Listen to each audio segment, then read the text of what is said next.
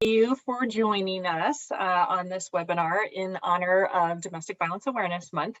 We are talking about the connection between stalking and intimate partner violence. There's almost 167 of you on this particular webinar, so thank you for taking time out of your very busy day to join us on what we think is a pretty important issue. If you've not heard of Spark before, we are funded by the Office on Violence Against Women to do training and technical assistance across the country on the issue of stalking. We would highly encourage you to check out our website. One of our goals at Spark was to make sure that all of you who are working with victims and offenders in stalking cases have the resources that you need to be able to do your jobs. And so on our website, we have what we call practitioner guides, which are guides for advocacy folks, for prosecution, for law enforcement, on how to recognize and respond to the issue of stalking. We also have victim resources available on our website in English and in Spanish, including some safety plans and documentation logs, all of those things that we'll be talking about today. So please feel free to get on our website, download, use the things that you can find on there. If there are certain things that you wish were on there that you would like us to develop, please reach out to us. And you'll also find on our website the ability to sign up for our newsletter. So our newsletter, we won't spam you with your inbox, but we will let you know when we develop new resources, when we have upcoming webinars, et cetera. So we host webinars like this quarterly. So our next one will be in January, which is Stalking Awareness Month, as well as the fact that we will have a lot of resources out for January, including social media posts, proclamations, some action guides, et cetera. So please check out our website for all that information. We'll be hoping to post those within the upcoming weeks as you plan your hopeful January efforts for Stalking Awareness Month. So again, thanks all of you for joining us. What we're going to actually start off with today is defining what it is that we're talking about when we talk about stalking. And I know that there's some of you who are like, I've been doing this work for a really long time. Why are we starting with the definition of stalking? And one of the things that we've found out as we've traveled the country is there's a lot of misconceptions about stalking. And there's a lot of discussion about what exactly is it that we're going to use today is the behavioral definition of stalking. If we were joining each other in person in one jurisdiction, we would certainly cover the legislative or statutory issues when it comes to stalking. If you have not checked out our website, we have a document on our website regarding stalking posted on it. So you can look at your state laws regarding stalking, some of the relevant case law, and it breaks it down into helping you understand exactly what it is the intent behind that particular statute. That stalking is a pattern of behavior that's directed at a specific person that would cause a reasonable person to either fear for their safety or the safety of someone else, or some particular definition. And you're thinking about the work that you do with victims and survivors of stalking to establish a pattern. If we say there's a pattern of behavior in a stalking case, 10 incidents, how many incidents are we looking for to establish a pattern of behavior? Any guesses? Yay, I love that you're all active on the chat already. That's great. Yeah, I love the person, and I did get your name right away because the chat's moving pretty quickly because a lot of you are responding, which I love. Somebody says, it depends. Yes, we know that sometimes are absolutely on the right track as you were putting in there at least 2. So what we typically say is these particular crimes that our stalking offenders are extremely creative, and they are often going to vary their tactics based on not only the reaction from the victim, but based on what we as responders have said or done. So let me give you an example. If there's a civil protection order in place, if the judge has issued that civil protection order, if law enforcement has had a talk with the offender and told the offender, don't telephone or contact the victim, just stay away, then offenders often do things like drive down a public street, or show up at a public place where they know the victim's likely to be, or come to the victim's work if the victim works in a public location. So keep in mind that when we say we need 2 or more tactics or 2 or more behaviors, that we are oftentimes experiencing different behaviors. They don't have to be 2 text messages or 2 incidents of the offender driving down the victim's street, but rather that the offender oftentimes will vary those tactics, but the fact that it's still directed at one person and the overall course of conduct is the same, those 2 incidents don't have to be the same incident. The other thing that you need to remember is the amount of time that passes between incidents. So for example, if the victim gets 17 text messages within a span of 2 hours, that might be 17 different incidents. So keep in mind that one of the conversations that you'll need to have with those individuals who are working in the criminal justice system in your jurisdiction is, what does it look like And a lot of times people will say it's going to be case dependent, but thinking about how often those particular tactics happen, what kind of time period they happen in, and the fact that our offenders are going to change their tactics pretty frequently. We also say that stalking would cause a reasonable person to either fear for their safety or the safety of somebody else, or experience emotional distress. Why, in this particular definition, do we not say that it would cause a victim to feel fear or emotional distress? Why does it say a reasonable person in our definition? Any guesses? And it's not because that's what's typically in state statutes. This is our behavioral definition, remember. Any guesses why we say reasonable person? Yeah, somebody said, Angie said, the victim may have experienced this type of behavior so frequently that becomes normalized to them. And Isabel echoed that same thought. So absolutely, we might have some individuals who experience these particular behaviors so frequently that their reaction, at least for the rest of us, might seem like, yes, this is happening. They may account for certain details that have happened and have a pretty flat effect. And the other thing that we need to keep in mind, and I think Angie and Isabella are on the right track, is that when we look at the reaction to stalking, oftentimes we have a person who has experienced these particular behaviors, and their reaction is really subjective. Both fear and emotional distress are pretty subjective emotions. And we know that sometimes there's fear-inducing behaviors that happen to a victim that are fear-inducing only to that victim, and the rest of us sitting on the outside might not think it's a very big deal. We might not have that particular reaction. And so I'm curious, for those of you that are on the call, if any of you are brave enough to admit that you are afraid of spiders. Anyone besides me, because I will definitely admit that. All right, Michelle and Hallie, I appreciate, there's a bunch of you that are saying absolutely. I love the person who said absolutely in all caps. Yes, so there are a few of us that are afraid of spiders. And so I want you to watch this particular video, and I want you to determine if you would react like the female in this video, or if you would react like the male in this particular video.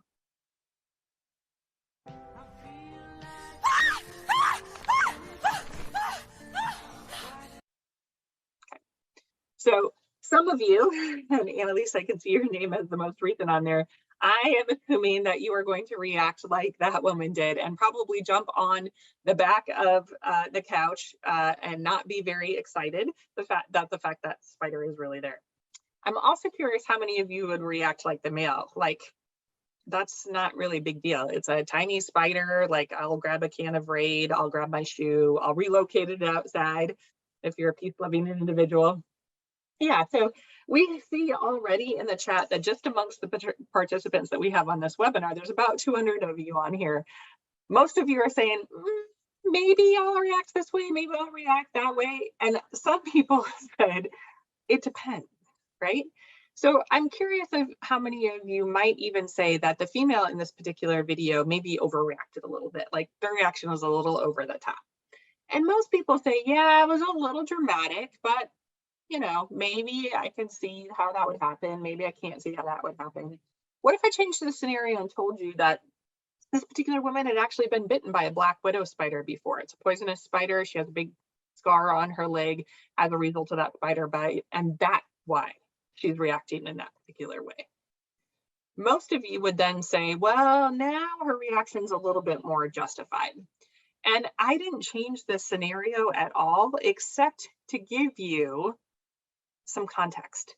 And one of the things that we have to keep in mind in stalking cases is that context is really critical, because oftentimes there's things that happen to a victim of stalking that are frightening only because of their previous relationship with that offender, because those behaviors mean something to that particular victim and might not mean something to the rest of us. And one of the things that we have to keep in mind in stalking crimes is oftentimes we have victims who come in and recount certain incidents that have happened to them. And those of us on the outside, those of us that are responders who have not had a relationship with that offender, et cetera, might think, I don't really understand what the big deal is. And keeping in mind that unless we understand that context, oftentimes we won't understand what the meaning of that behavior is to the victim. And the other thing that we have to keep in mind, especially in stalking crimes, is that the individual incidents that happen are oftentimes not criminal.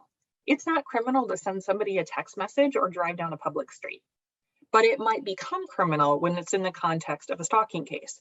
And that's really important to understand because oftentimes victims will have reached out to the criminal or civil justice system, even reaching out to all of you who are advocates, accounting for something that has happened.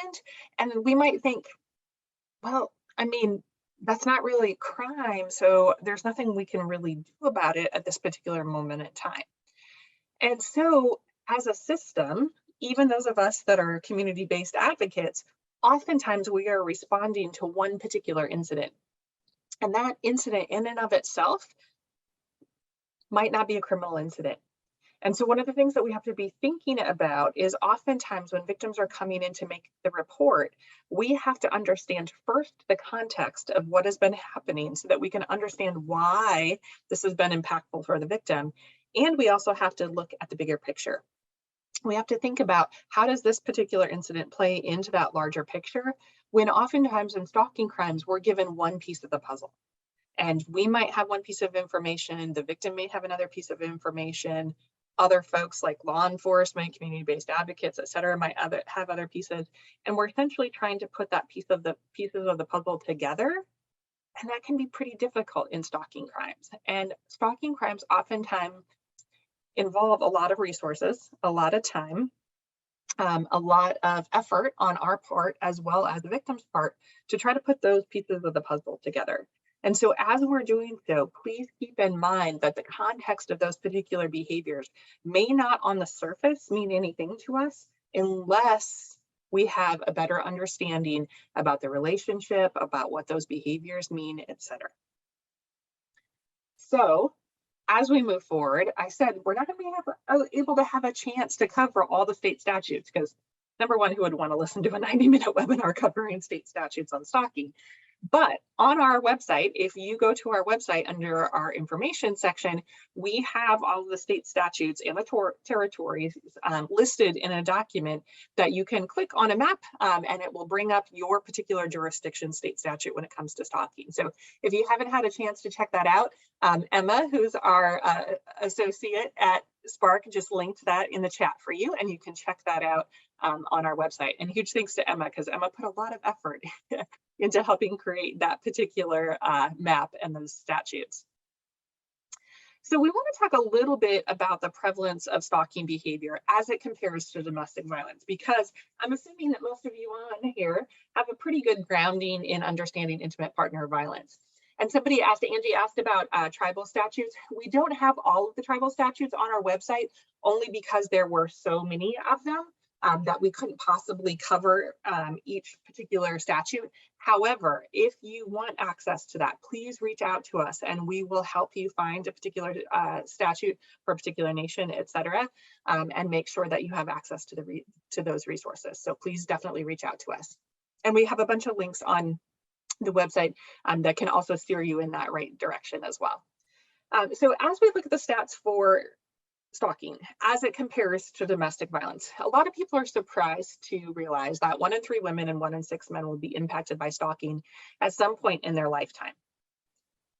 Which, if you compare that to the stats on intimate partner violence, are actually higher than intimate partner violence rates. And that's surprising to a lot of people. Most of us probably deal with intimate partner violence cases much more frequently than we deal with stalking cases. And hopefully by the end of this webinar, we've convinced you that pretty much every intimate partner violence case that you work with probably involves stalking as well. However, one of the things that we see is we see much more intimate partner violence cases coming through the system, reaching out for advocacy help than we do stalking cases. And that happens for a couple of reasons. But we also want to keep in mind that stalking disproportionately impacts certain individuals. We know that multiracial individuals, American Indian, Alaska Native individuals experience stalking at a much higher rate than their white counterparts. And so as we're looking at the response to stalking, what we also want to keep in mind is how the individuals that we might be working with might be disproportionately impacted by stalking including individuals who identify as LGBTQ. We know experience higher rates of stalking, individuals with disabilities, etc. But if we look at the overall picture, why is it, do you think, that we fail to see the same number of stalking victims either making a report to criminal justice services or reaching out to those of us who provide victim services as we do the number of intimate partner violence cases? Why do you think we see more intimate partner violence cases than stalking cases? Amanda said it could be that maybe people don't realize they qualify as a stalking victim. It could be harder to prove, absolutely. Yeah. Some folks say it could be that stalking's become normalized or has become so much a part of someone's experience that they don't necessarily identify it as a crime. I would agree with all of you. What about for all of us who are responders? How do you think we do as a system or as a country when it comes to responding to stalking as compared to intimate partner violence? I looked at the hand, she's pretty blunt and said, not great. Okay, so as we look at our response to stalking, one of the things I want you to start thinking about is how do we elevate our response to stalking using some of those same great things that we've developed in our response to intimate partner violence? And how do we help make that connection between stalking and intimate partner violence, but also understanding that not everybody who's a victim of stalking is also a stalking of intimate partner violence, and that there is a huge connection between those two particular issues. As you can see on the slide in front of you, when we look at individuals who are stalked, the largest percentage are stalked by a current or former intimate partner, but barely. The next largest percentage, as you can see on the screen, are stalked by an acquaintance. So that's somebody that they would recognize by face, not necessarily by name. So maybe somebody that they work with, that they go to school with, that they might know from a friend of a friend, but might not be somebody that they would consider a friend. So one of the things that you want to be thinking about is, although today we are focusing on the connection between stalking and intimate partner violence, you also want to be thinking about your response to stalking victims who aren't victims of domestic violence. Because what we often see is that the response to stalking is embedded in or dependent on the response to intimate partner violence. And while that's great for the purposes of our webinar today, be thinking about how do victims of stalking who aren't intimate partner victims reach out for help? How do they get screened in or screened out of services? Would a victim of stalking who isn't stalked by an intimate partner be able to qualify for shelter? Would a family violence investigator who typically investigates stalking cases get a stalking case that wasn't an intimate partner violence case, or would that stalking case end up in the hands of somebody else? For today's purposes, however, we're going to focus on that particular connection between intimate partner violence. And so while we know that women are more likely to experience stalking than men, what we also know is a majority of victims report that the offender is a male. So even when you have male victims of stalking, you oftentimes have a male offender. So keeping that in mind, and how that typically plays out is you might have a male offender who is stalking a female victim, and that female victim has gotten into a new romantic relationship, or the offender believes they're in a new romantic relationship, and now they're starting to access and stalk someone else, that new intimate partner. We also know that 18 to 24-year-olds experience the highest rate of stalking for a bunch of different reasons, including the fact that they're oftentimes at the age where they're getting into romantic relationships. They're trying to figure out what's healthy and what's not healthy. But for a lot of our purposes, many of the victims of intimate partner stalking that we're working with are older than the ages of 18 to 24, but certainly we know that that age group starts very young, even younger than the age of 18 when it comes to stalking that happens within the context of intimate partner relationships. And one of the things that I appreciate that all of you have put in the chat is, as we're starting to talk about stalking behaviors, many of you are already identifying that oftentimes stalking happens within the context of domestic violence. We might just not call it that. And one of the things that we know is when we look at the motivations for stalking offenders, we don't have a ton of great data about what motivates stalkers. Why do they do what they do? What we do know is that some of them are seeking affection from the victim, or they're exerting power and control, which hopefully sounds like intimate partner violence to you. We also know that some of them are doing it because they feel like they've been rejected by the victim. They're obsessed with a victim and want to get into a relationship with the victim. But we also see lots of stalkers who stalk within the context of committing a sexual assault. So they're stalking as they're trying to commit a crime, and that crime is sexual assault. And we also know that a lot of stalkers stalk because they can, because they're getting away with it, because as a system, we don't necessarily do the best job of identifying and responding to this crime of stalking. The other thing that we know is as we look at stalking behaviors, I appreciate that some of you already put in the chat, I think it's because society doesn't really get what stalking is. And I would 100% agree with you. And one of the things that really changed my understanding about stalking behaviors was the fact that many times when we look at the individual tactics that offenders engage in, so often we have people identify stalking as when the offender is engaging in surveillance, when they're following the victim, when they're showing up someplace, etc. What a lot of people would identify as kind of stereotypical stalking behaviors. But what we miss all the time within the context of stalking are the other three categories of a framework that I would like all of you to start consider using when you're responding to stalking crimes. This framework is called the SLY framework, and it stands for surveillance, life invasion, intimidation, and interference through sabotage or attack. And what we know is that oftentimes both victims and those of us as responders have a very narrow definition or understanding of what stalking is, and it centers around that surveillance behavior. And what we know both from research and from decades of working with stalking victims is that when we have an offender who's following the victim, who's watching the victim, who may wait someplace where they know the victim's likely to frequent, if they show up unexpectedly, if they're trying to get information about the victim from social media, from making contacts with friends and family, those surveillance behaviors are more likely to be identified by victims as stalking. And they're more likely by all of us as responders to be identified as stalking. And in fact, what we know is if a case involves the surveillance behavior, it's more likely to make it through the criminal justice system. These are the cases that end up in prosecution and end up in repercussions for the offender. But what typically is happening is more than just the surveillance behavior. And one of the reasons that it's so important to understand that is what we know is if you ask a victim of stalking, are you being stalked?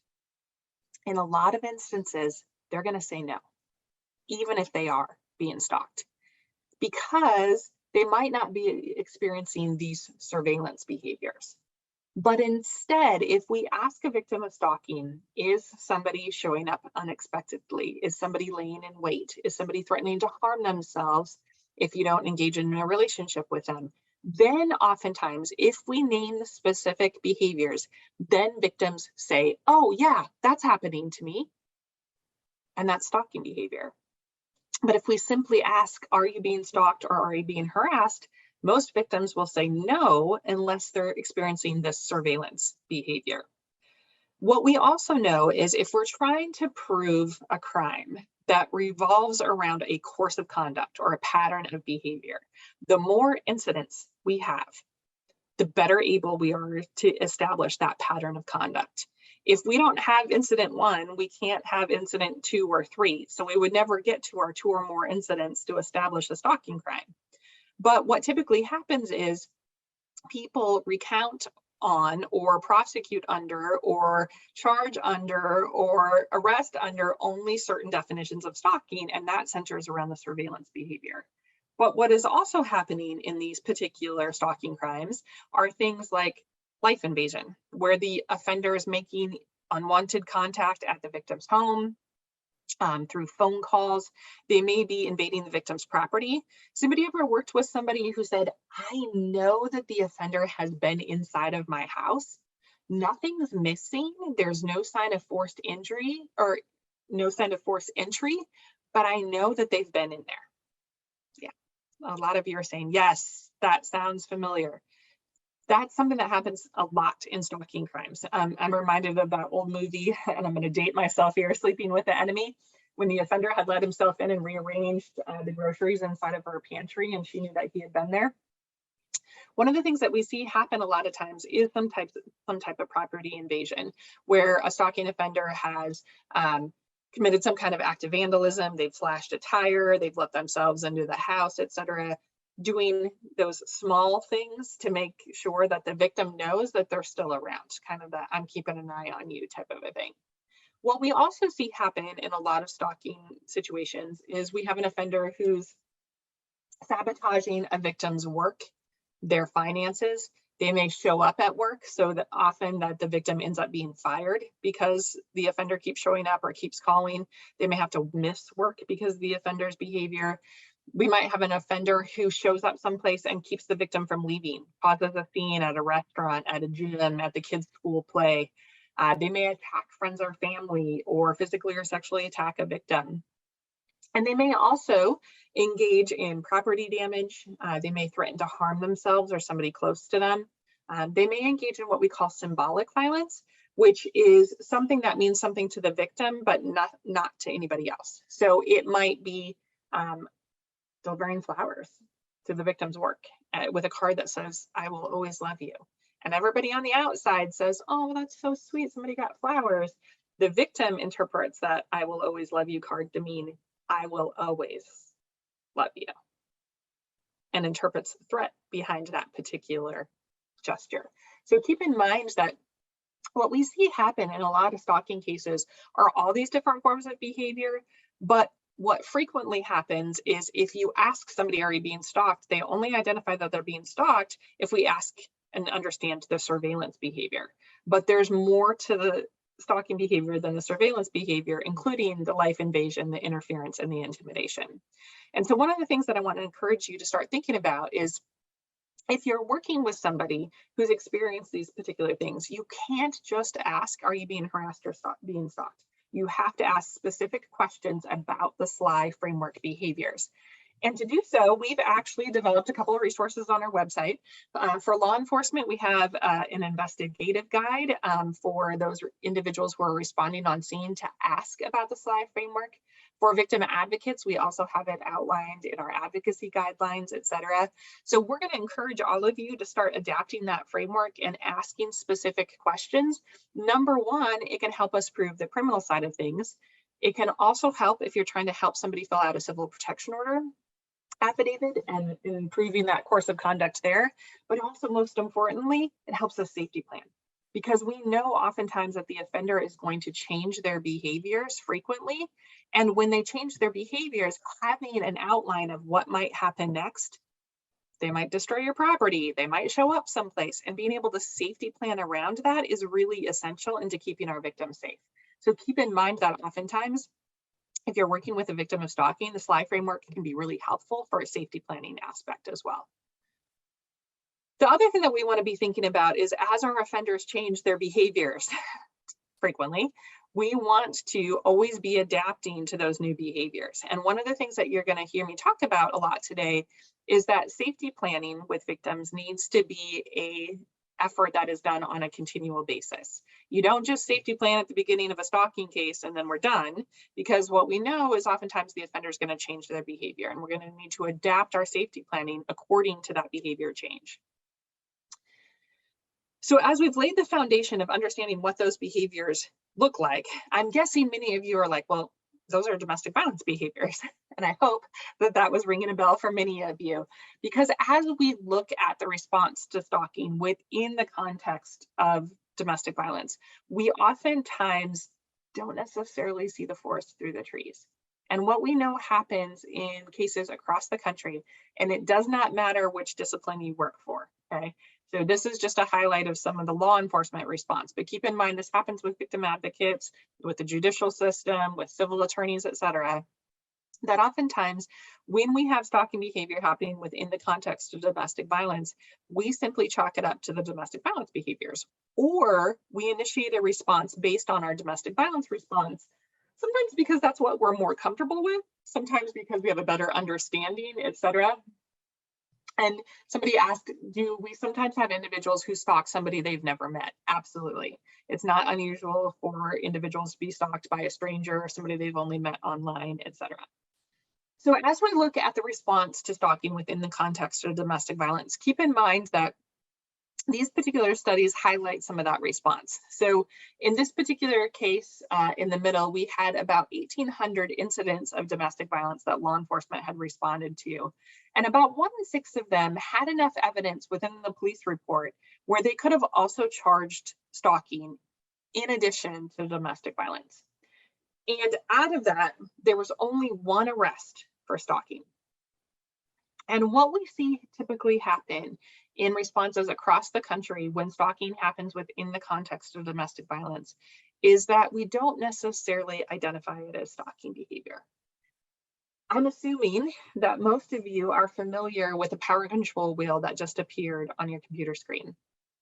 This wheel was developed years ago by individuals who had experienced domestic violence to talk about their experiences in addition to the physical and sexual violence that happened in their lives. And they came up with a power control wheel to help identify all the different forms of domestic violence, including things like an offender using their privilege, an offender who was intimidating to a victim, who would be emotionally abusive to a victim. And one of the things that we see happen within the context of intimate partner stalking is that if you have a victim who, for instance, is still in that relationship with the offender, and the domestic violence offender or intimate partners offender is following them, they're really controlling about who they have interactions with, they prevent them from seeing their friends and family, they're really jealous, they monitor their online activity, they control who they have contact with, they threaten the victim that if they tell anybody about anything that's going to happen, or if they ever try to leave, that they will hunt them down. And when all of those particular behaviors happen, many of us who have done this work for years in intimate partner violence will say, well, yeah, that's part of the behaviors that happen in domestic violence situations. And we chalk it up to the intimidation and the privilege and the coercive control that happens within the context of intimate partner violence. But if we have an offender who's monitoring the victim, if they're controlling where they go and what they do, if they're looking at their social media, if they're preventing them from having contact with friends and family, if they say things like, if you will never leave me because I will always find you. In addition to being intimate partner violence, is that not also a course of conduct directed at a specific person that would cause a reasonable person to feel fear? Isn't it also stalking behavior? The problem is, oftentimes when it is happening, we chalk it up to intimate partner violence. And some of you might have just listened to what I said and think, does it really matter? Does it matter if we call it domestic violence or stalking? Within the big picture, yes, we could call it domestic violence or we could call it stalking. But it's really important that we name the stalking behavior because we know that our intimate partner stalkers, those individuals who engage in intimate partner violence and domestic violence and stalking, are some of our most dangerous offenders. They are the individuals who physically approach the victim, who are more interfering because they know all the information that they can use to insult or threaten the victim. They're the stalkers who are more likely to use weapons. Their behaviors escalate really quickly. And these are the offenders who don't stop. What we actually know about stalking is in 50% of the cases where there's some type of intervention, civil protection order is entered, an arrest is made, etc. If there's an intervention in 50% of the stalking cases, the stalking stops. But in 50% of the cases, it does not. And the cases where it does not are typically intimate partner stalking cases. For those of you that have had training on the lethality that happens in domestic violence cases, what are some of the lethality indicators that you've received training on? What are some of the things that you look for in a domestic violence case that make you think, oh, this particular instance or this particular case might end up in potential lethality because of these certain situations? Okay, so I see a lot of you saying weapons, absolutely. Strangulation, harm to animals, yep. Substance abuse or drug abuse. Yep. Threats of homicide or suicide, pregnancy, yep. Yeah. So a lot of you are naming those lethality factors that are pretty common to see in domestic violence risk assessments across the country. So many of you are probably using like the danger assessment by Dr. Jacqueline Campbell or the lethality assessment protocol. The LAP is often used in identifying those particular cases. What people oftentimes miss, however, is the fact that if there is domestic violence plus stalking, we have a potential lethal situation. In 85% of attempted and 76% of completed intimate partner femicides, where a male has murdered a female victim, there has been an episode of stalking within the year prior to the murder. But if we never called it stalking, and we just chalked it up to the domestic violence behaviors, then how are we supposed to identify that these particular situations were potentially lethal? Because what happens all across the country is people name the same things that all of you just named in the chat. If we're talking about stalking as a lethality factor, most people don't even bring it up within the context of intimate partner violence. People name things like access to weapons, strangulation, forced sexual assault, if a victim's pregnant, all the things that you all just named in the chat. But what most people miss is that if there is stalking happening in addition to the domestic violence, that victim is in 3 times more danger of being killed or harmed by the offender. There's a 3-fold increase in the risk of intimate partner homicide if there is domestic violence plus stalking. But the problem is most of us don't name that domestic violence behavior as stalking. We don't charge it, we don't arrest for it, and we certainly don't safety plan around it. And we miss it as a lethality factor within intimate partner violence situations. I'm hoping that one of your biggest takeaways from this particular webinar is to understand that we have to identify the stalking behavior within the context of domestic violence so that we can better safety plan with our victims. Oftentimes, as somebody mentioned, that we have a tendency to compartmentalize our response to these particular issues across the country, that we don't necessarily understand the fact that domestic violence, sexual assault, and stalking co-occur very frequently. So one of the things we want you to start thinking about is how are we screening for stalking within the context of domestic violence? If I said earlier, you can't just ask a victim of domestic violence, are you being stalked? Because they're probably going to say no. Instead, we should be asking things like, has the offender ever been tracking, following, or monitoring you? Have they invaded your life or privacy by making unwanted contact with you? Have they sexually assaulted you, kept you from leaving, made you have an accident, etc.? Or have they on more than one time intimidated or scared you, either through some kind of threat, property damage, or threatening or harming pets or other people? If you were to look at this particular screening set of questions, how many of your domestic violence or intimate partner violence cases would involve a yes to at least one of these particular questions?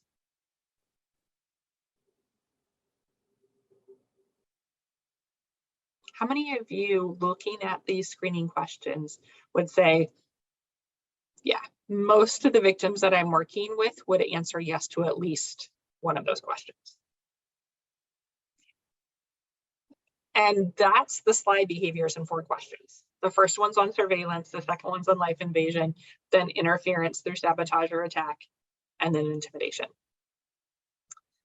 So one of the things that we want you to be thinking about then is when you're working with a victim of domestic violence, are you also screening for and identifying stalking behaviors?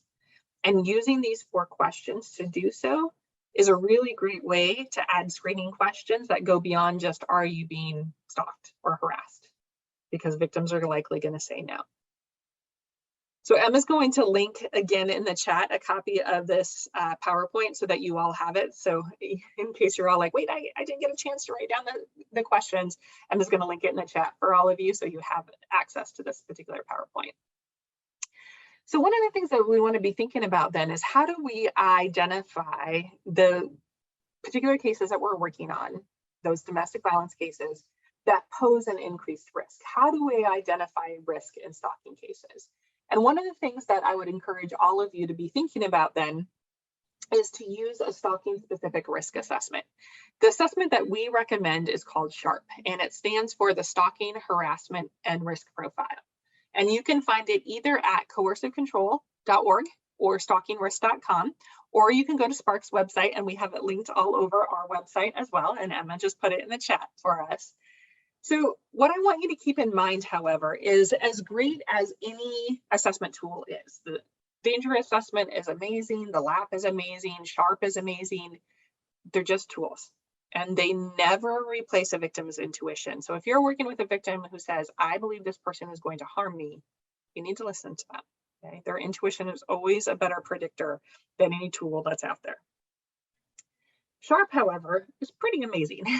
And SHARP gives you two things when you do the assessment. It gives you a narrative report and a risk profile, as well as some safety planning suggestions. So SHARP actually will give you an assessment that says, based on this particular situation, we believe that there are 10 out of 14 risk factors. And then it also gives you a tailored safety plan. Now, this does not replace, as many of you have already said in the chat, and I'm trying to keep up with it as much as possible, but I noticed somebody said, this doesn't replace the fact that it's really important that we're all working together so that we can leverage additional charges in these cases, so we can better safety plan, et cetera. So be thinking about that. And Colleen's asking about a documentation log, and I'm going to talk about documentation logs here for just a minute. So know that I'm going to bring that up. But what SHARP does is identify 14 risk factors in stalking cases. So it looks at the course of conduct that has been happening in this particular situation. It looks to see if there's an escalation or an upcoming trigger. So for example, if there's been a civil protection order filed, if there have been criminal charges filed, that upcoming court case is a potential trigger. If the victim is planning on leaving the offender, that's a potential trigger. It also determines the nature and context of the threats that the offender has been engaging in, and what's their capability and potential to follow through with those threats. It also looks at the stalker's mindset, so their level of persistence and how the victim has resisted. If the victim has, say, for instance, gotten a civil protection order, the offender's continuing to stalk the victim, clearly they're pretty persistent. It also looks at the motive of the offender and are they engaging in proxy stalking? And proxy stalking is using a third party to stalk somebody. It also looks at the history of abuse towards the victim or towards other people. So is there a history of domestic violence? Does the offender have access to guns or weapons or training on those? So are they former law enforcement, former military? Do they have a criminal history, a mental health history, or a substance abuse history? And what's the impact been on the victim as a result of this particular behavior? Do we have an offender who's using technology? And how vulnerable is our victim? So what we're going to do right now is we're going to do a case scenario so that you can see, how does this play out when we have both stalking and domestic violence happening in a certain situation? So we're going to go through this particular case scenario using a video about the story of Peggy Clinky. And so I just want to give a trigger warning to everybody as we watch these next couple of videos. It's potentially a hard situation to listen to. So I just want to let you all know you're welcome to log off, etc. But we're going to watch a video about this particular situation, and then we're going to talk about the risk factors that we see in this particular scenario. So first, I'm actually going to shut my video off because I've found that doing so can be helpful in these particular situations so that the video doesn't buffer as much. So, and the video is closed captioned, so you'll see it here as well.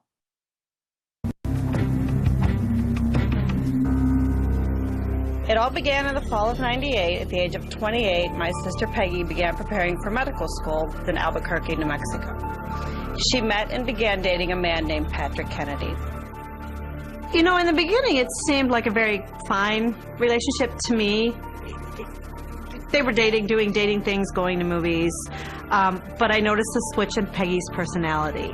I just knew something wasn't right with my sister, and I wasn't sure why. Peggy and Patrick's relationship lasted about 3 years altogether. In March of 2002, Peggy cut all ties with him. From the day she left him, he began stalking her. Calling her on her cell phone, begging her to come back, threatening her. He waited outside of her work. He waited outside of her gym, just watching her till it was a sort of a sign to let you know that I'm there and I'm watching her every move.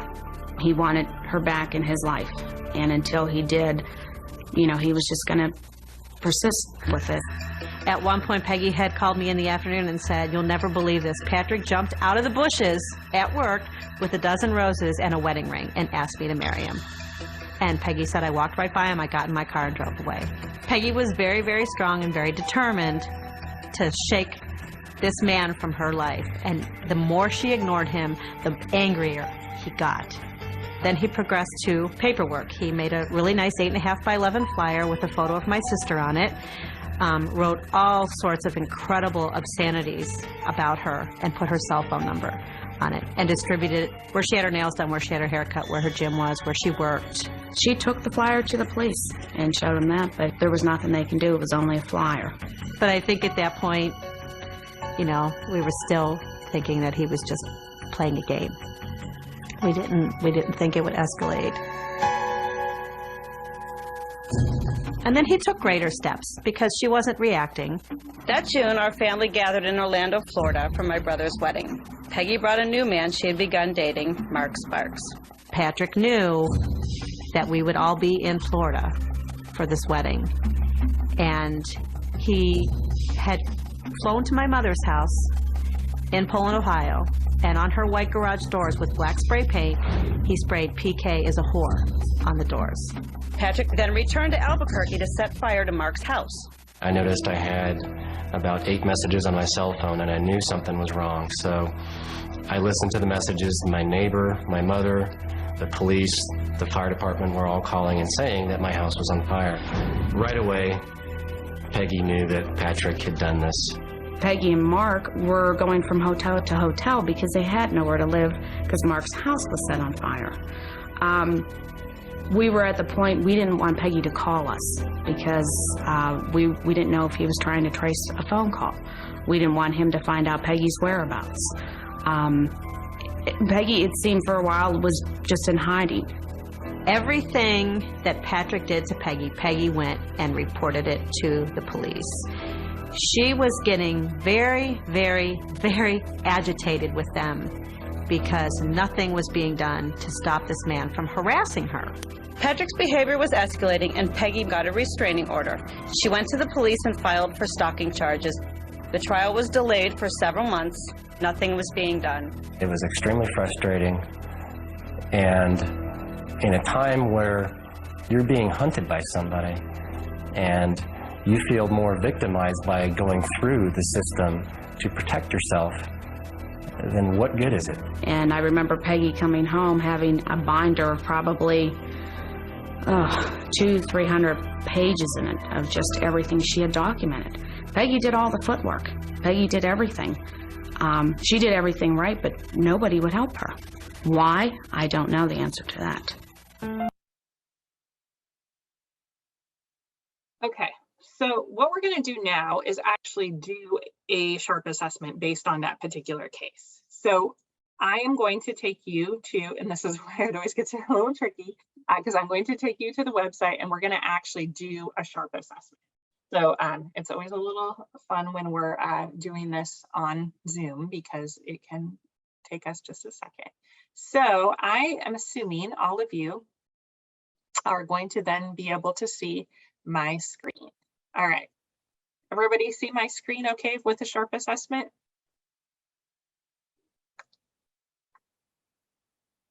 All right, perfect. So This is just where we were going to the SHARP assessment. What's going to happen is we're going to just go through the assessment. And at first, it's just letting you know that it is 48 questions. And before any of you are super frustrated and you're like, Jennifer, I don't have time to do 48 questions with someone, this will take us less than 10 minutes to do as a group. So you're going to see that it actually moves pretty quickly. So I'm just agreeing to the rules and regulations on the SHARP website right now. And then we're going to go through this particular case. So what type of case are we assessing? We're assessing a male offender. His name is Patrick. And you don't know his age off the top of your head. And some of you might be like, well, then how am I supposed to fill out the assessment? It's relative in the fact that what we know is typically if you say, for instance, have an offender who's, 45 and the victim's 16, that would make a difference. If you don't happen to know their exact age, that's okay. You're going to still get a pretty accurate assessment. Our victim's name is Peggy in the situation, which identifies as female. She's 28 when the stalking stops, and their relationship is ex-partner separated. You can see on here, however, that you can have lots of different relationships. So this isn't just a domestic violence stalking situation. We can, if we're using this particular assessment, we can assess a lot of different stalking situations. You don't have to just use it for intimate partner stalking situations. We're going to say we're professionals and we're just going to pretend to be a law enforcement agency because that's what I see right in front of me.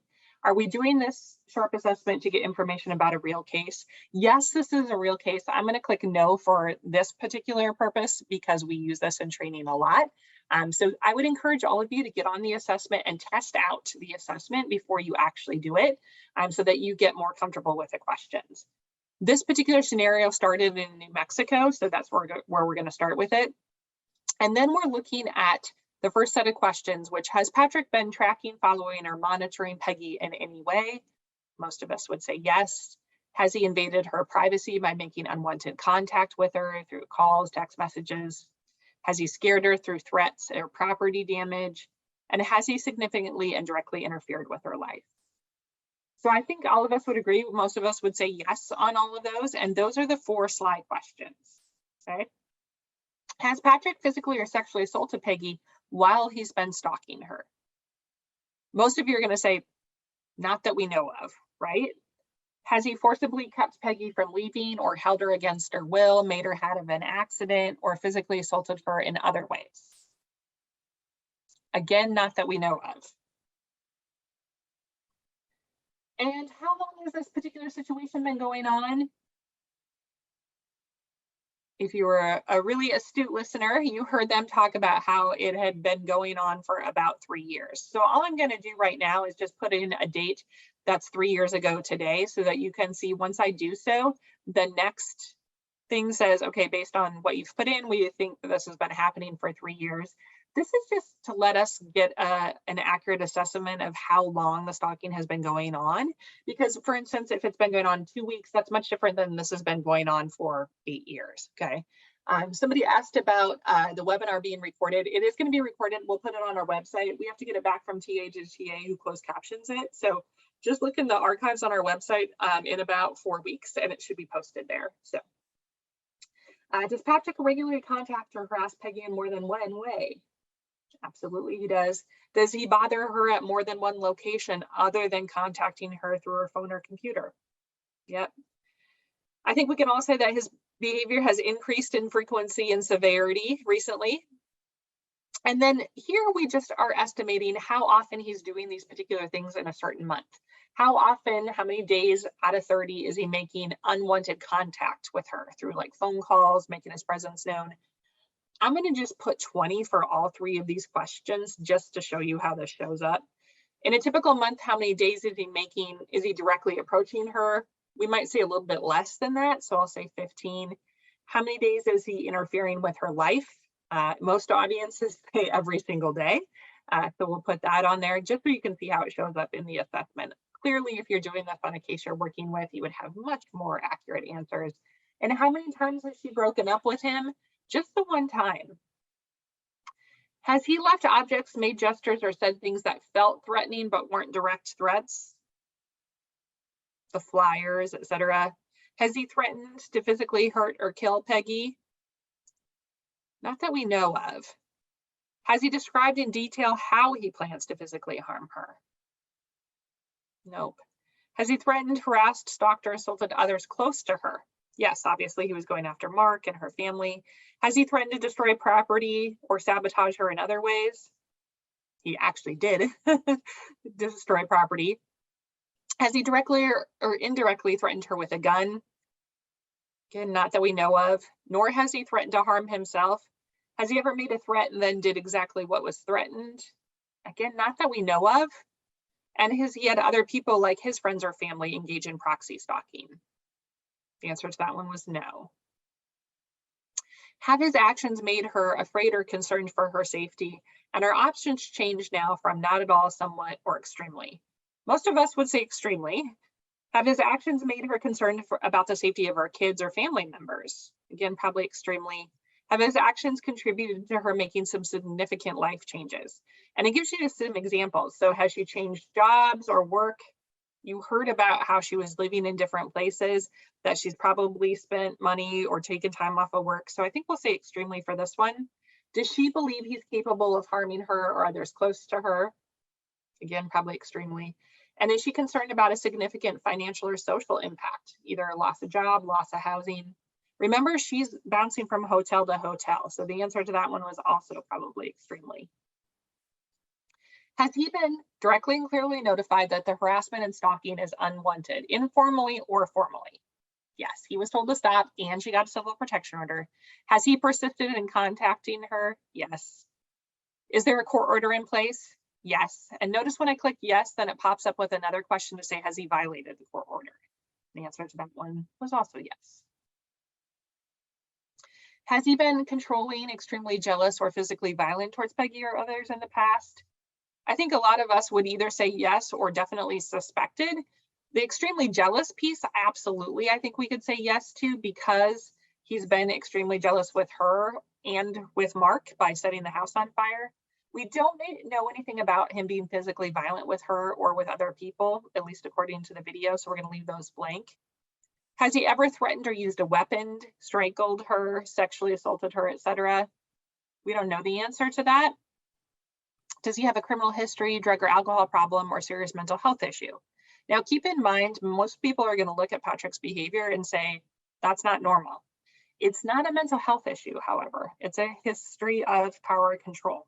So we don't have a lot of information about the criminal history, etc.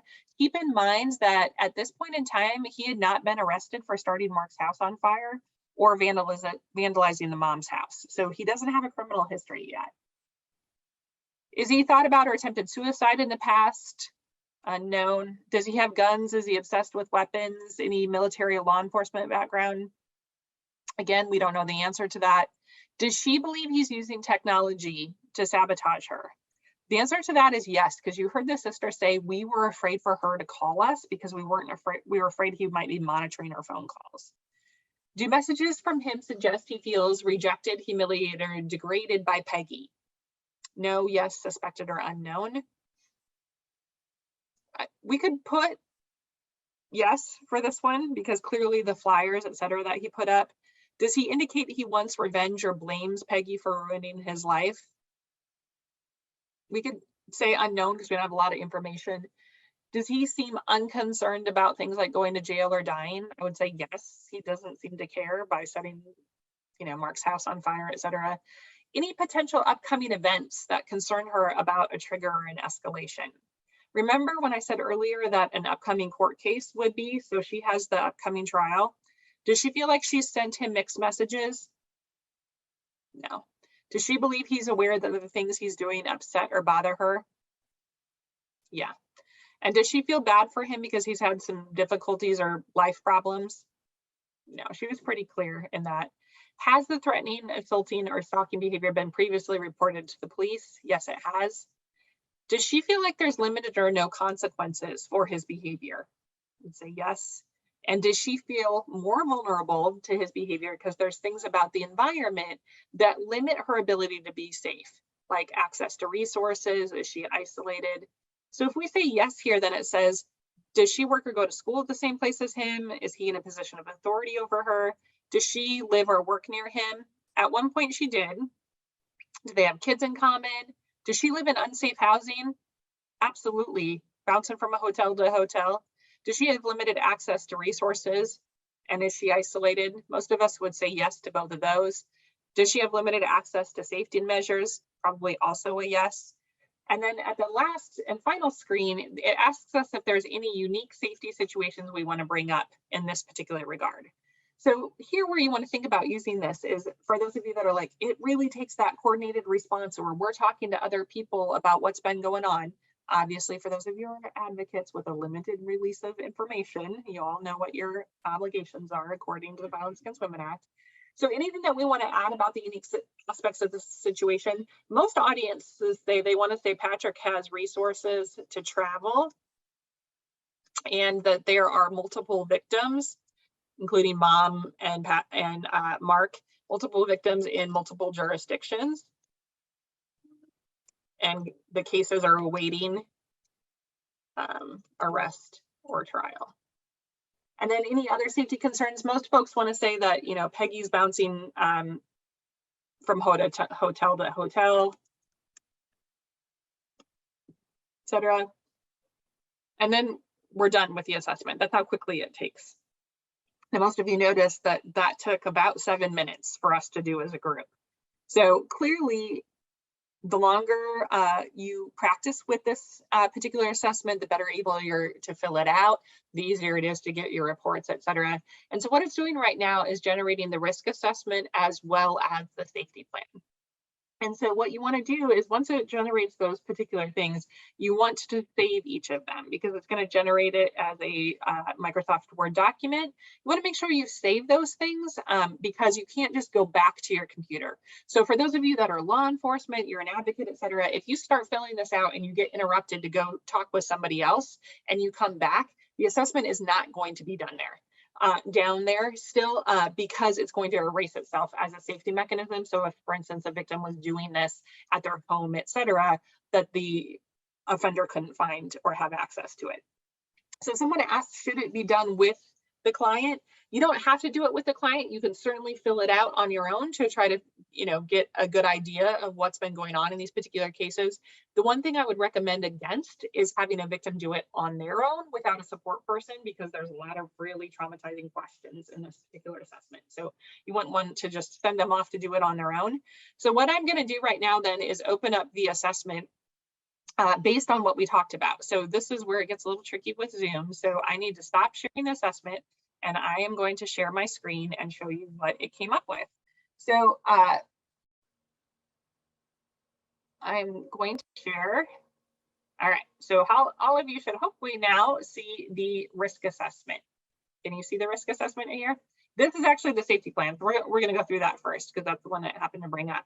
So this is the safety plan for Peggy. And I'm hoping all of you can see it. If somebody wants to let me know in the chat, if you can't see it for whatever reason, that would be helpful. So we're going to go through this particular safety plan, and it just talks about first, see what's happening in this particular situation. What's the threat level? And it goes through the list of all the different threats in this particular situation. So if you're filling out a civil protection order for somebody, if you're trying to see what threats have Patrick been making, look at all the threats that are listed here. Everybody able to see that? It also talks about the evidence that Peggy might want to keep in this particular situation, and talks about documentation, which we're all going to talk about as we wind up our time together. And then it goes through talking about what are some of the protection options for these individuals, as well as what are the support mechanisms. Now, keep in mind, this is a national assessment, so it gives referrals to like the National Domestic Violence Hotline, to Spark's website, et cetera. Now, Spark does not work with victims directly, so please do not send stalking victims to us. We will turn around and send them right back to you, and we don't want victims running around in circles trying to find help, okay? So I would, if I got this and had the availability to be able to print it out and give it to the victim, if it was safe for them to take it with them, then I would write the local resources on here. So I would write the name of the local victim advocate or local law enforcement, et cetera, whoever they would be working with. Then you're also going to see the SHARP assessment. So this is the narrative and risk profile. So you can all see that. So as we go through this one, and again, if somebody wants to let me know in the chat, if you can't see it, please let me know. As we look at this one, you'll see that it goes through Patrick's course of conduct. It says, you know, he's been doing this for about 3 years. This is how often he's approaching her. These are the threats that he's making. He's threatening her, her children, her family members. Based on those actions, that she's extremely afraid and concerned for her safety, that he's been told to stop and he's continuing to persist. And then it gives you some of the context about that particular situation, that she believes there's no consequences for his behavior. And as a result, she feels very isolated, etc. And then right here, you can see it says below is the summary of the 11 risk factors that are present in this case out of 14. And then it lists all the risk factors. Okay, so those 14 risk factors that we talked about, it says there's 11 out of the 14. And then where we put the unique aspects that he has the resources to travel, et cetera, are listed on here as well. So as I'm bringing the PowerPoint up in the chat, how are you feeling about that particular assessment? How would you envision being able to use something like that in the work that you're doing with intimate partner violence victims? How could you use that?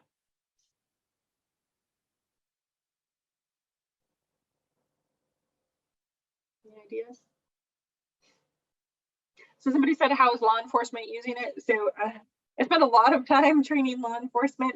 We kind of divvy up our training here at Spark. So we have some folks who do the prevention side and others who do the response side. So I do a lot of response training. In fact, this week I was training a law enforcement department. What they're using it for oftentimes is to help write their reports. They're using it to guide their questions with victims, to talk about the level of risk in these particular situations. They're then oftentimes sharing it with their prosecutors, who can use it to talk about bail situations, who can use it for sentencing recommendation, pretrial release, etc. Others are using it for probation and parole. Somebody's saying in the chat, it would be really great to use to be able to write their affidavit for a civil protection order. Absolutely. I do not recommend in any of these situations just attaching the Spark or the Sharp narrative, but rather using the narrative to write whatever you're going to write. So use it to help prepare law enforcement to for law enforcement to be able to use for their prosecutors, for law enforcement to write their reports, for safety planning with victims, etc. All of those particular things. So lots of you have come up with some really great suggestions in the chat. Okay. Any questions on Sharp before we move on to figuring out what happened in this particular situation? Yeah, and it definitely absolutely helps prepare victims and informs them about what's been happening. All right, so we're going to watch the conclusion of this particular video, and again, a trigger warning because you do hear Peggy's 911 phone call. And at this point, Peggy asked the DA, will it take a bullet to my head for you to do something about this?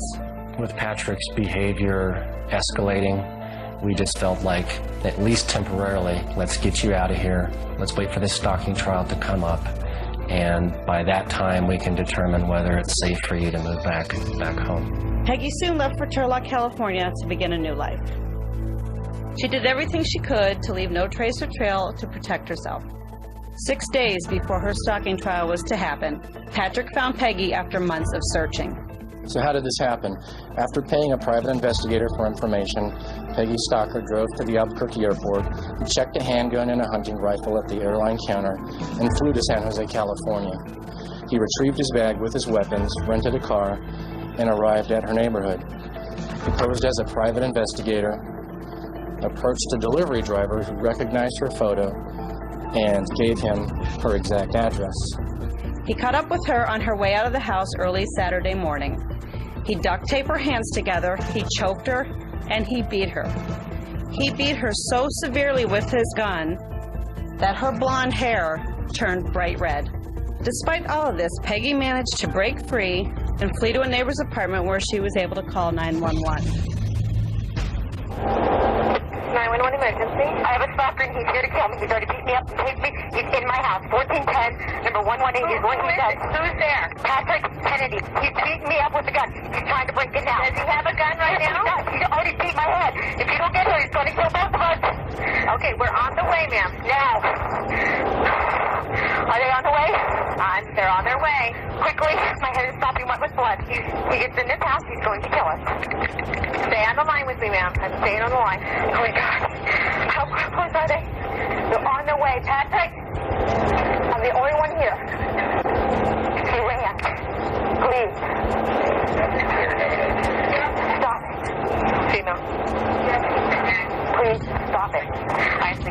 kill me. Ma'am? The SWAT team arrived. Peggy told them, if you open this door, he will kill me. And the police officer said, let's not talk about that, Peggy. Let's talk about your family. And Peggy had said, tell my mother that I love her. And tell my sister who's pregnant to name the baby after me. And tell my niece, Abby, she will have a guardian angel. And those were Peggy's 3 last requests before she was killed. I just remember punching a hole in one of my walls, and I just, I started crying, and I just said, I'm sorry, I'm so sorry to Peggy, because, at that point you just feel that I failed her, that the whole system failed her. You just feel powerless. The doorbell rang. I saw 2 police officers. In that instant, I knew they didn't even have to come into the house because I knew what had happened. I said, just tell me, did Patrick Kennedy kill my sister? And what I was told that night was that he had found Peggy, he had shot her in the head with a gun, and then he had killed himself. I decided, you know what? Knowing Peggy's personality, Peggy would have been on a cell phone at my funeral trying to take action, trying to make something good come out of something so tragic. So Debbie, who is the sister that this video ended with, made some really great efforts as a result of this particular tragedy, and she actually helped establish stalking awareness. So she petitioned Congress for a month in the month of January to be Stalking Awareness Month in honor of Peggy.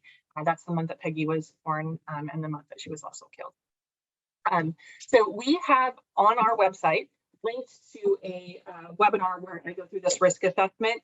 And so it's essentially a risk assessment training. So you can find that on our website if you would like more information. I can certainly try to link the documents here in just a second. The reason I don't respond to a lot of the chats while all of you are asking during the video is because if I do so, then the video stops. So that's the reason that I am seeing them come through. So as we move forward, then let's talk about in situations like this, where we clearly see the domestic violence and the stalking happening. How can we better intervene in the beginning so they don't end up in situations like Peggy's? And I think one of the things that we see across the country is oftentimes in stalking situations, because they have not risen to the level of physical and sexual violence that intimate partner violence or sexual assault cases do, that a lot of times people don't have the same urgency in their response as a system in response to stalking victims as they might to victims of domestic violence or sexual assault. And what we know is a lot of victims of intimate partner stalking and stalking in general are most fearful of not knowing what's going to happen next. Where's the offender going to show up? What's going to happen, etc. So one of the things that we want to be thinking about is that we have victims of stalking cope with the stalking in a bunch of different ways. And some victims will do things like file for civil protection orders, they'll get a divorce, they'll physically move away from the offender, they might start getting security cameras, etc. And we have some victims who will actually engage with the offender. They will call the offender, they'll make contact with the offender. And a lot of people get frustrated by that, because one of the things that folks have to keep in mind is that people often want in stalking cases there to be this clear line in the sand where the victim says, don't contact me anymore, and then they never have contact with a stalker. And we know, especially in intimate partner stalking situations, that's not realistic. If they share children in common, etc., that oftentimes victims will have contact with the offender, and they're doing so because they're safety planning. That old adage, you keep your friends close and your enemies closer. Victims oftentimes are having contact with an intimate partner stalker because they're negotiating for their safety. They have spent the entirety of their relationship trying to talk this person down. And so even if they might be separated from the offender, they may be making contact with that stalker because it's a safety strategy. So keep in mind, with everything that you understand about the domestics or the dynamics of domestic violence situations, those things apply to domestic violence and stalking situations. And so we oftentimes will see victims who will engage with the offender because they're safety planning. And as they're trying to safety plan, thinking about how all of us work together to advocate for them, to document with them, et cetera. So one of the things that I want to bring up, as somebody asked then, is how are we documenting and safety planning in these particular situations? So on our website, we actually have a document called Safety Strategies. And one of the things that I want you to be thinking about is that when we're safety planning with victims of stalking, we need to make sure that that is an ongoing conversation, because the dynamics change and the level of escalation changes frequently. And so we need to make sure that our safety planning is focused not just on the physical things. And my experience has been in a lot of stalking cases, people have a tendency to do things like say, oh, get a dog or get a Ring camera or make sure somebody walks you back and forth, to your car after work, all of which are really good safety strategies. But for some reason in stalking cases, people forget about the emotional safety planning. And an emotional safety planning is essential in stalking cases. We have to make sure that the individuals that we're working with are provided access to resources, access for people that can help them stay supported throughout the process. Because so often what I see in stalking cases is people who are really great at safety planning. All of you victim advocates who are on this webinar who are like, oh, I can safety plan with my eyes closed. For some reason, people have a tendency to not think about the emotional safety planning when it comes to stalking. So keep in mind, that's an essential component. And we have to make sure that that safety planning is constantly evolving to anticipate the stalker's next tactic. But we also have to keep in mind, a lot of times when it comes to stalking situations, we're balancing freedom and safety. People want to, what we call target harden a victim of stalking and make sure that, they're not going certain places or doing certain things in believing that that will keep the victim safe. But what we fail to sometimes realize is how isolating that is for a victim of stalking. They should have the right to be able to leave their house, to get on social media, to do all the things that normal people can do in their situations without having fear of the stalker. And so keep in mind that balancing freedom is really important for stalking victims. As somebody asked in the chat, they wanted to say, well, how do we document situations like this? So we actually have on our website in English and in Spanish a documentation log. So it's what you see in front of you, where a victim writes down the date, the description of the incident, the location, so we can determine jurisdiction, any witnesses' names, if police were called, etc. This can be really helpful because what people oftentimes tell a victim of stalking to do is keep a journal. Victims of stalking are not well educated about understanding what's needed for evidence in these cases. So if you tell somebody to keep a journal, they write down a lot of what their emotional reactions are to the stalking and not necessarily the evidence that we need in these particular situations. So keep in mind that as you look at stalking situations, an incident and behavior log can be really helpful for victims to be able to keep. So these are available on our website. The one side has the documentation, the other side has instructions to victims on how to keep that documentation. So use these in your advocacy efforts, in your work with stalking victims, if you're investigating cases, et cetera, to be able to assist victims in keeping the documentation that we need in these particular cases. Which brings us to how are we wrapping it all up? As many of you put in the chat, it's important that we're all doing our part, right? One of the things that we would ask is no matter who you work for, no matter what discipline you are representing, is that you are screening for stalking within the context of your intimate partner violence cases.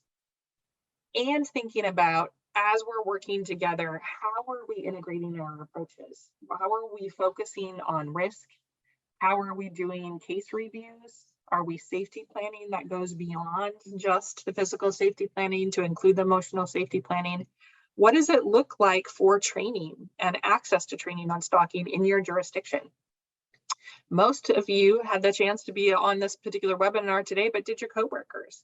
How are you sharing this particular information? How are you helping them think about stalking within the context of intimate partner violence? We have lots of documents on our website that can be extremely helpful, including prosecution guides, law enforcement guides, advocacy guides. For those of you that are domestic violence and sexual assault organizations, we have a victim services checklist, which you can go through to see how well are we communicating the fact that we work with victims of stalking to the outside world. Would people know that our agency is a place that they could get information from? So to that end, I want to point out a couple of specific resources. So Spark happens to be a project of Equitas. So we work with amazing prosecutors who work on the response to not only stalking, but domestic violence, sexual assault, and human trafficking as well. We have a couple of endeavors with them coming up, including a webinar in January that we're going to do on the connection between human trafficking and stalking, as well as sexual exploitation, on prosecuting stalking, etc. So be aware that those are coming up. If you sign up for our newsletter, you can get access to those. For those of you that are law enforcement, the International Association of Chiefs of Police has a really robust website that you can get access to, especially for investigating tech cases. We have the safety planning guides on our website as well, including information on tech facilitated stalking. So there's the link to the National Network to End Domestic Violence Tech Safety app, as well as a document about how to gather tech evidence for court in these particular situations, all of which are available on our website. And Emma's done a really great job of linking a lot of those for you. So you can certainly gather additional information on our website. And then this is my contact information. Now, I know some of you are going to immediately say, I need a certificate for this webinar. Please keep in mind, there are almost 250 of you. I have a staff of 4. So unless you absolutely need a certificate of completion, please don't reach out to us for one. If you do absolutely need one, you can reach out to info@stalkingawareness.org, but please be patient with us in sending you that documentation. We have, if each of you asked for one, we would have 220 of them to send out, and this is the 30th webinar that we have done this month. So please be patient with us.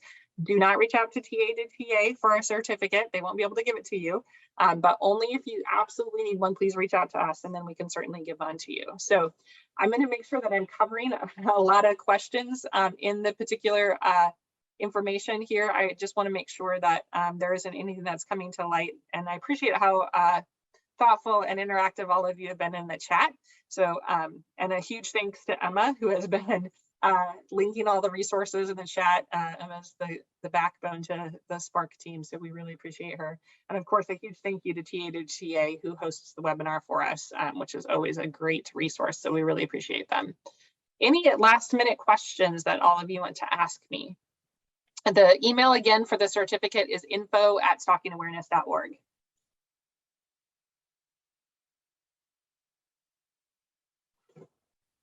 All right, I think.